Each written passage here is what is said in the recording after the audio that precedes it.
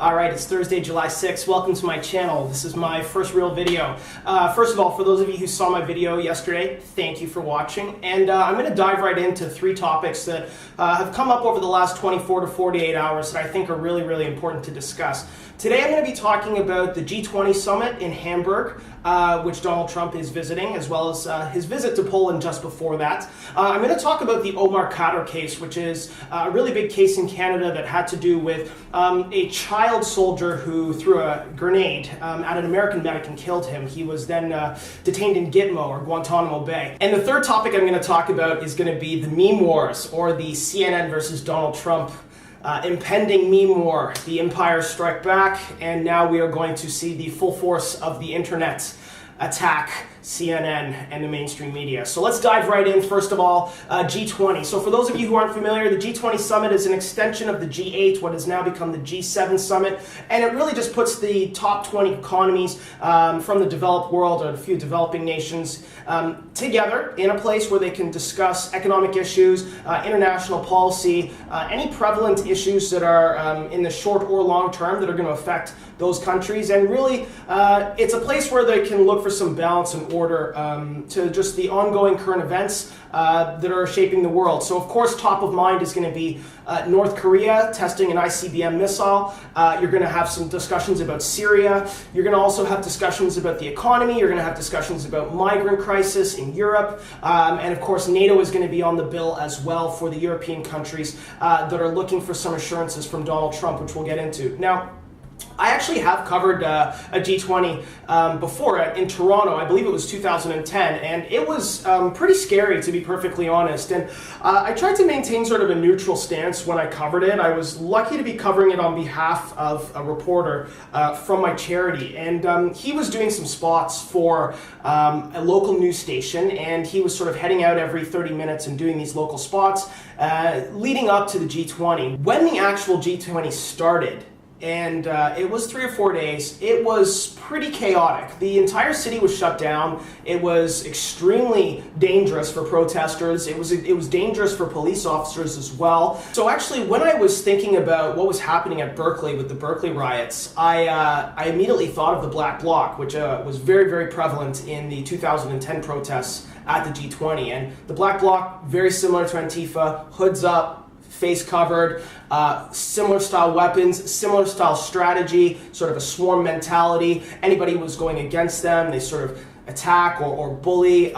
They attacked also banks, blew out windows, they totally destroyed a Starbucks, they set several police cars on fire, and they essentially provoked the force of the thousands and thousands of police officers and military personnel that were protecting Toronto and protecting the G20 leaders to make sure that basically that they weren't assassinated or someone attacked them. It was a scary and surreal way to see Toronto, a very multicultural, very diverse, very open city, basically be shut down and blockades be set up. I remember I was out one night and they had light technology, so 3 different lights on their left shoulder, and it was all in coordination with their riot gear. So they would get, a red signal, which would be to hold their line, then it would all flash green, and then they would all force themselves forward and sort of push the crowd in, and they would sort of pull out one guy and arrest him. And I think we ended up seeing several hundred arrests. I think for sure there was over 50, and I didn't go back and look at the exact numbers, but there was a lot of arrests, there was a lot of different protests, there was a lot of innocent people arrested, there was a lot of guilty people that got away with vandalism and violence, and it was just overall a horrible experience for the city. And it wasn't really covered beyond sort of it wasn't really covered beyond Toronto and Canadian news.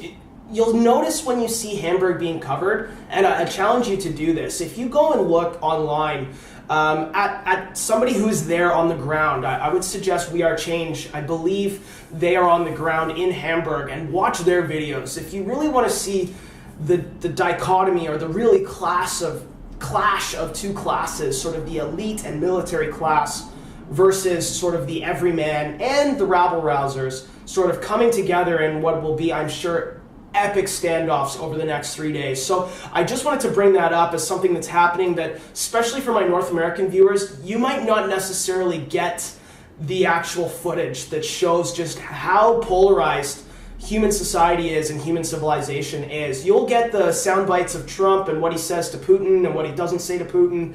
You'll get sound bites, of him maybe speaking to Macron or maybe even Justin Trudeau and certainly Angela Merkel. You'll get a lot of regurgitation on similar policies that they're sort of bandying about and bantering back and forth over with really no headway in terms of the migrant crisis, North Korea, Syria, etc. But really, you won't see the people on the ground that are extremely frustrated with the general course of globalization, what they consider the globalists, and really just being misrepresented from an economic standpoint, from a marginalized standpoint. You're going to see a lot of different groups that might not necessarily come together always, really starting to come together at these events, because this is to them sort of like the encapsulation of their common enemy. And you'll see far left and sometimes far right be out on the streets protesting for different reasons, but they'll be all protesting against the military state. And I was reading some articles today. There's choppers in the air, there's blockades, there's the setup there for the sound cannons, water cannons, high level security, 20,000 forces there. This is really borderline military state behavior, and it's very similar. It happens every time there's a G7, G8, G20, and it's sad that we don't have the feeling that we have a forum to speak to our world leaders without them thinking that their lives are in danger. Now, unfortunately, a lot of these people are extremely dangerous, and that's the reality of protecting world leaders. Germany doesn't want to have blood on their hands when the American president or the Canadian prime minister is visiting their country. So the hyper precaution or over precaution is a necessary evil in their eyes. But of course, the other side just looks at it as pure evil. So that's the G20. I really suggest that you look at what's discussed, look at who's there.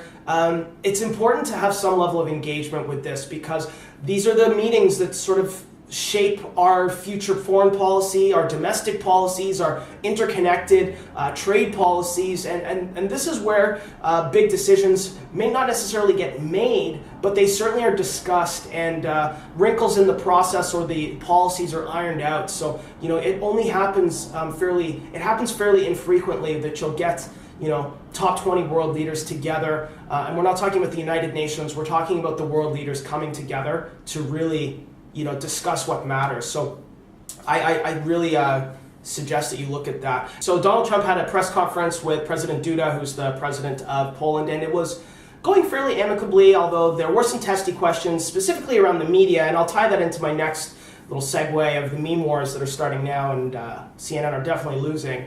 But basically it was about just a little bit of restriction of the media, which Duda has been definitely charged with. And of course, people look at Trump and they say he is also very restrictive towards the media. I would say that there are different circumstances from sort of analyzing both. There has been some level of a crackdown from Duda, let's say, on the media in Poland, and I think it's more to do with curtailing press that view him in an unfavorable light.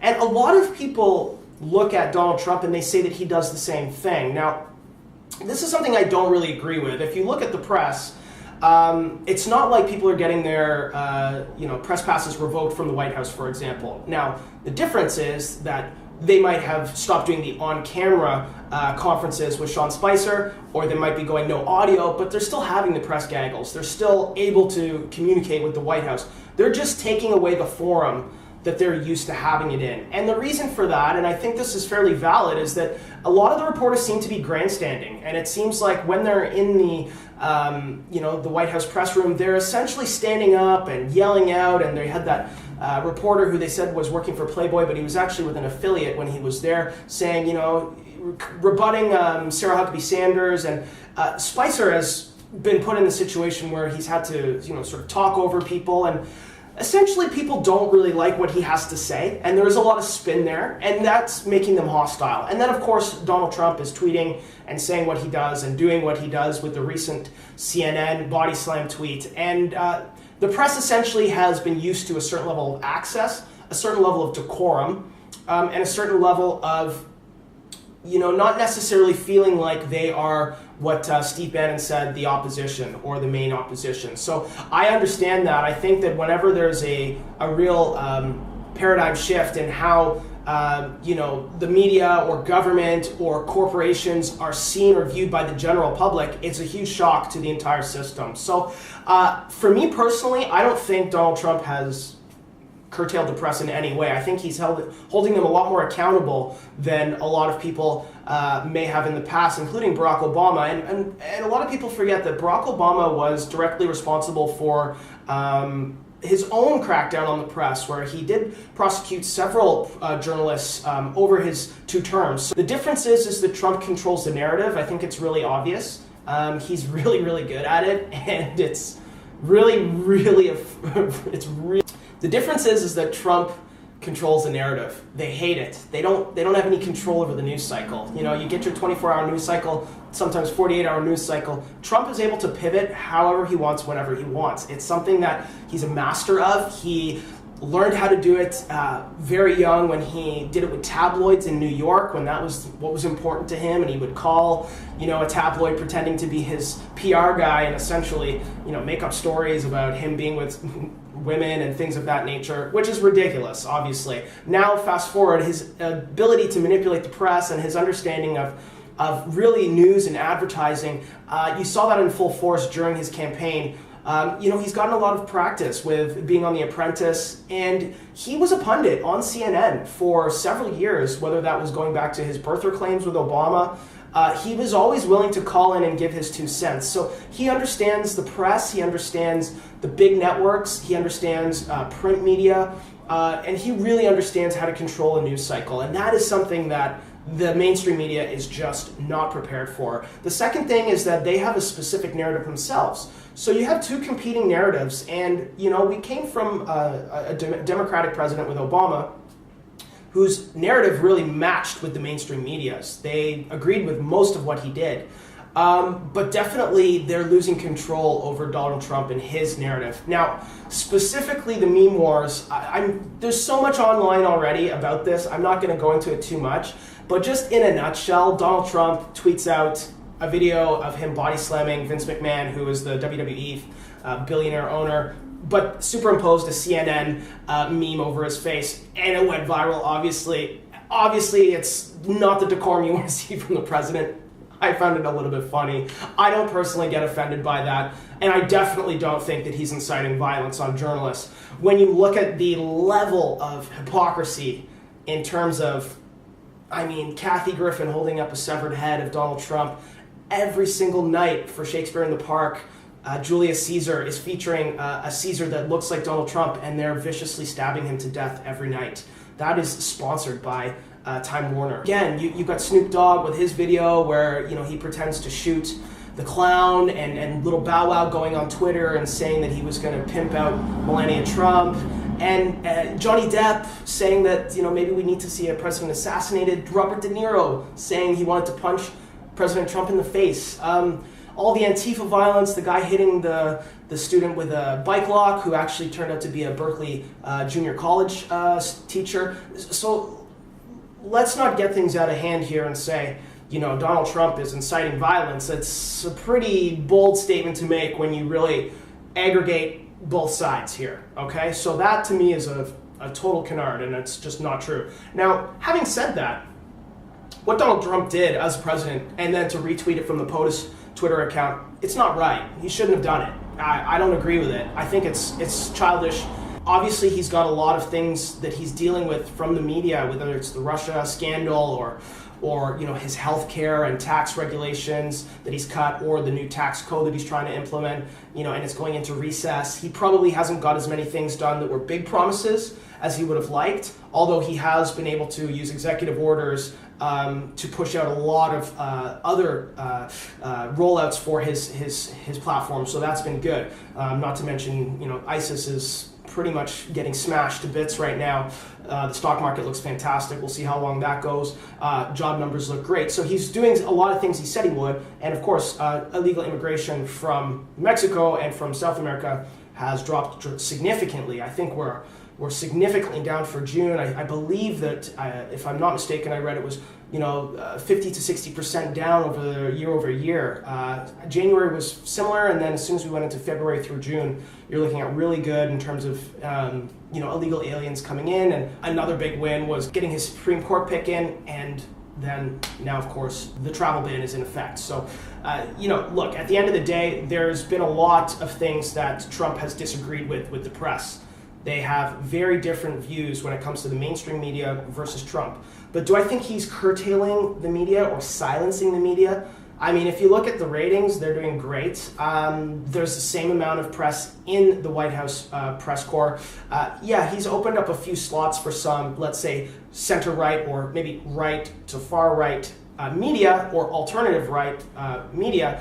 I don't necessarily hate that. I think that having wider opinions and different questions, that are posed to the president, his press secretary, the vice president, his senior counsel, and his senior strategist, I think that's a good thing. I don't think we should be getting only one view from 4 different networks, and that's the status quo, so we shouldn't change it. And I don't think that there's less access to the president than there was 100 years ago or even 20 years ago. So let's be honest. I mean, all we see on the news is Trump quotes. Having him tweet directly to the populace is not something you'd have with Bill Clinton or George W. Bush, or definitely not George H.W. Bush. So I don't buy the argument that he's curtailed the press. Now, CNN did something horrible by tracking down the anonymous poster and threatening to dox him. Doxing someone is basically taking their information, their personal information, putting it out into the public, and making them basically an enemy,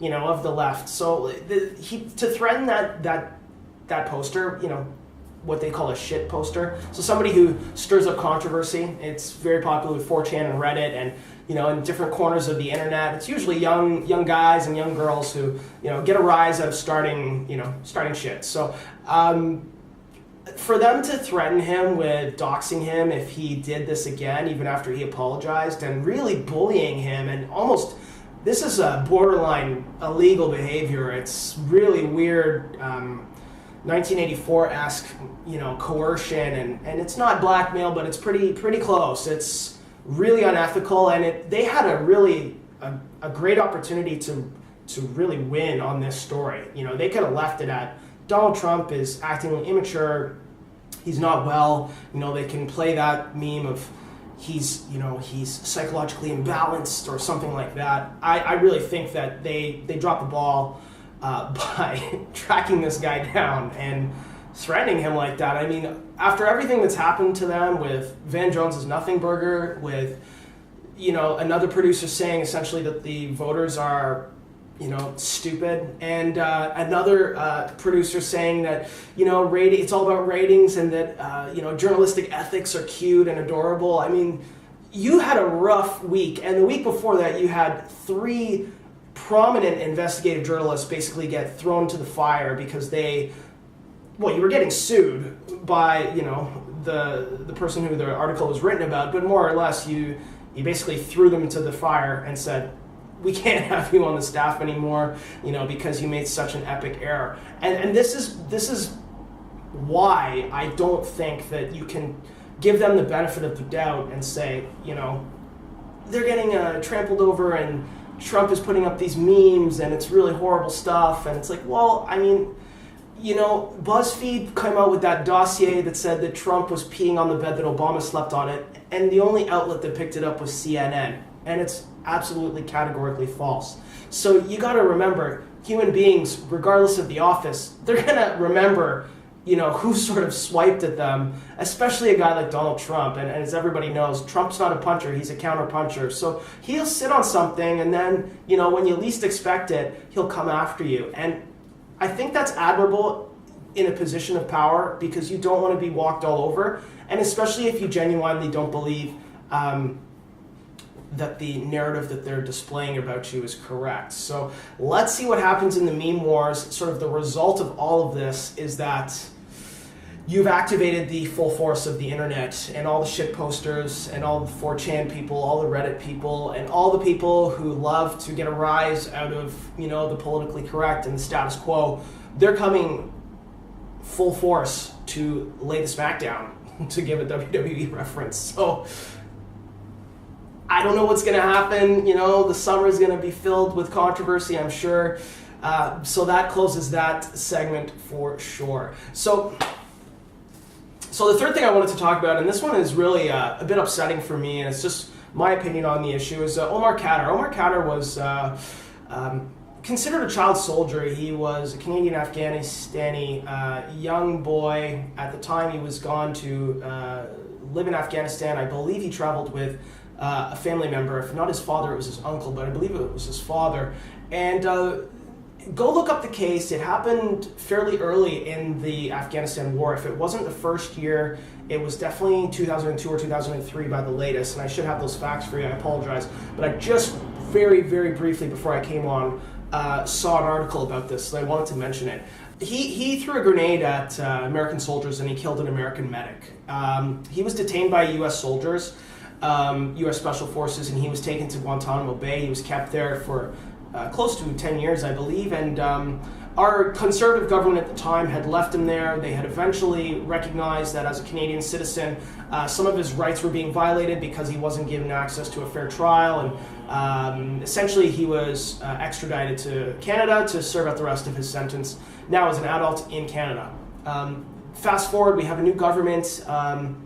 You know, Khadr's lawyers were always saying, you know, the main crux of their argument was, you got to bring him home. You can't leave him in Guantanamo Bay. He was captured as a child, you know, in Canadian law, although he did throw a grenade and kill someone in a war. And, you know, he lived in Canada and went to Afghanistan. So, you know, not many children are given access to grenades, you know, and I know the difference between a child soldier in, you know, Sierra Leone or Somalia, for example, or Uganda. So this is, you know, he was a teenager and he went there actively with his family and he killed an American soldier. And I don't think that after being extradited and serving his sentence in Canada, he should be given any more sympathy. But I saw today that he was given a $10.5 million settlement. Yeah, so that was a gross overpayment, and I think that it was really disappointing. I thought that you know, Trudeau should have came out and said something to the press or to the public and said the rationale for why the payment was made. $10.5 million is a lot of money to give to a soldier who essentially killed an American who is part of NATO, fighting in a war where NATO was invoked through Article 5 after September 11th. However you feel about September 11th or the war in Afghanistan, you should definitely know that you know, you've got to be on your side, your team. You know, once our government made the decision to go there, and again, that wasn't the conservative government that made that decision. That was the previous government of Jean Chrétien and Paul Martin to continue it, and then continue through Stephen Harper. So a really disappointing decision. Having friends who died in the war and who served in that war from several countries, it makes me upset that that was the course of action taken. So looking for some sort of explanation from Trudeau over the next coming hours or days, but certainly, you know, my friend group on social media and others who I know super disappointed by that decision. So that was the three things I wanted to talk about today. I hope you learned a little bit about the G20 and a little bit about my personal experience working there in 2010.